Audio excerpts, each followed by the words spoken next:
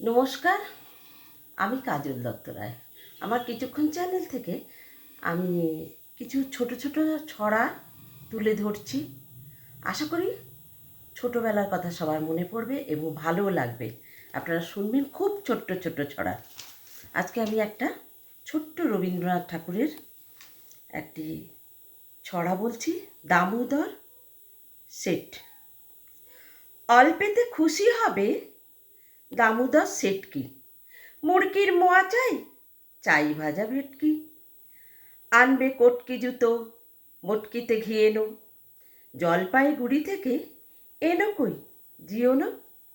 চাঁদনিতে পাওয়া যাবে বোয়ালের পেটকি, চিনি বাজারের থেকে এনো তো করম চা। কাঁকড়ার ডিম চাই, চাই যে গরম চা।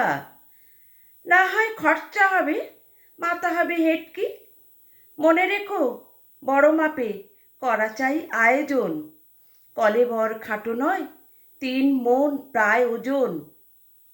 খোঁজ নিও ঝরিয়াতে জিলিপির রেট কি।